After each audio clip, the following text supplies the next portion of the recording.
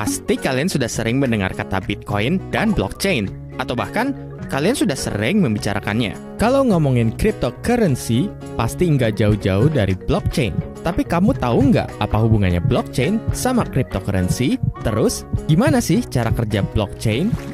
Blockchain adalah sistem yang menyimpan data transaksi mata uang digital. Sistem ini tidak dikelola oleh pihak ketiga seperti bank, melainkan dikelola oleh semua pengguna. Bayangkan ada 5 orang yang ingin bebas bertransaksi tanpa menggunakan bank atau pihak ketiga. Sebut saja Joko, Giman, Marwan, Sony, dan Gatot. Dengan kesepakatan bersama, mereka memiliki rincian akun mereka masing-masing tanpa harus mengetahui identitas orang lain. Bayangkan juga kalau mereka tergabung dalam sebuah grup WhatsApp untuk berkomunikasi satu sama lain. Yang mereka butuhkan adalah folder kosong, kertas, dan pena. Mereka semua siap untuk mencatat seluruh transaksi keuangan mereka. Giman ingin mengirimkan Rp100.000 kepada Sony. Giman kemudian mengumumkannya di grup. Guys, gua transfer Rp100.000 ya ke Sony. Setiap anggota bisa memeriksa saldo Giman dan memastikan di dompetnya ada Rp100.000. Kemudian setiap anggota mencatat transaksi Giman dan Sony di buku catatan mereka. Joko, Gatot, dan Marwan membalas. Noted kan?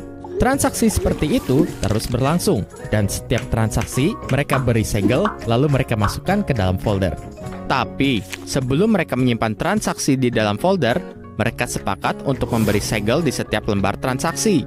Segel ini dibuat supaya tidak ada yang mengubah catatan mereka. Mengingat catatan itu akan disimpan dalam jangka waktu yang sangat lama, jika gembok aman, semua anggota nggak perlu khawatir catatan mereka berubah. Sebelum melanjutkan cerita 5 sekawan tadi, ada 3 hal yang harus kamu ketahui. Blok terdiri dari 3 unsur, yaitu data, segel baru, dan segel lama sebagai referensi dari transaksi sebelumnya. Proses pembuatan segel ini memerlukan sebuah mesin. Di sini, kita sebut saja mesin segel. Ajaibnya, mesin segel ini akan mengeluarkan kombinasi huruf acak jika kita memasukkan angka berapapun. Katakanlah kita memasukkan stiker dengan label angka 5. Setelah diproses oleh mesin segel, ternyata angka 5 berubah menjadi kombinasi huruf. Ajaib bukan?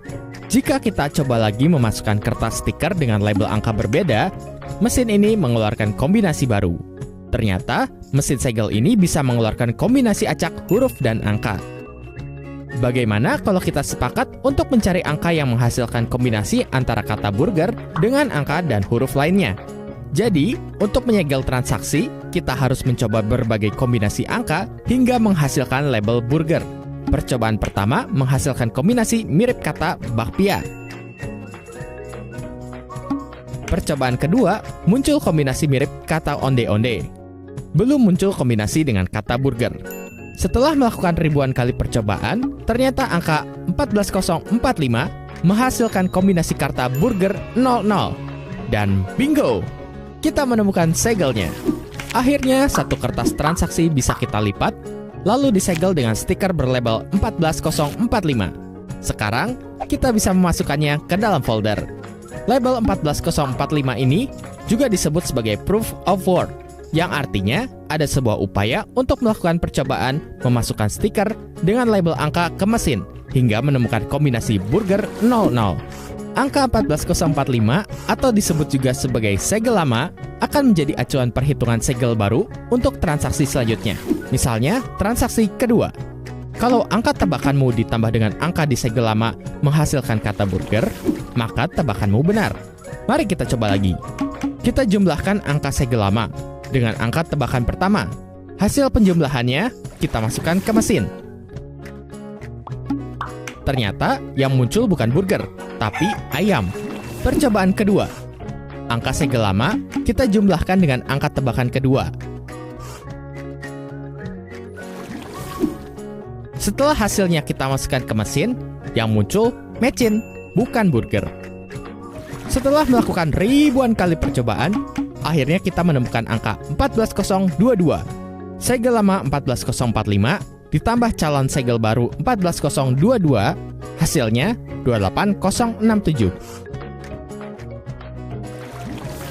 Saat hasil penjumlahannya kita masukkan ke mesin, muncul burger 01. Bingo! Stiker berlabel angka 14022 adalah segel transaksi kedua. Jadi, transaksi kedua bisa kita sebut dengan data. Angka 14022 bisa kita sebut dengan segel baru. Angka 14045 bisa kita sebut dengan segel lama, referensi dari transaksi sebelumnya. Bagaimana cara validasi pada setiap transaksi? Cukup menambahkan angka segel baru dan segel lama, kemudian jumlahnya dimasukkan ke dalam mesin segel. Jika yang muncul adalah burger 01, maka transaksi dinyatakan valid. Kata burger ini hanyalah ilustrasi, karena proses enkripsi yang sebenarnya sangat rumit. Kembali ke cerita Giman. Pada transaksi pertama, mereka memberi segel referensi transaksi dengan 5 digit angka 0, karena tidak ada transaksi sebelumnya. Mereka menemukan segel pertama yang menghasilkan kombinasi burger 00 dari mesin segel. Transaksi pertama inilah yang menjadi cikal bakal blockchain atau Genesis block. Pada proses penyegelan transaksi berikutnya, Joko, Giman, Marwan, Sony, dan Gatot mencoba menghitung dan memasukkan angka ke mesin segel. Ketika Marwan menemukan hitungan yang tepat, Marwan mengumumkannya lewat grup WhatsApp. Semua anggota langsung melakukan verifikasi dengan cara menambahkan angka di segel lama dengan angka yang baru Marwan temukan. Lalu, mereka masukkan hasil penjumlahannya ke mesin segel. Setelah muncul kode verifikasi burger 01, seluruh anggota WhatsApp langsung mengonfirmasi. Mereka masing-masing menyimpan kertas transaksi kedua ke dalam folder, lalu memulai transaksi baru. Jadi, catatan transaksi Joko, Giman, Marwan, Sony, dan Gatot adalah blok, dan folder penyimpanan mereka disebut dengan blockchain. Lalu proses penyegelan setiap transaksi disebut dengan mining.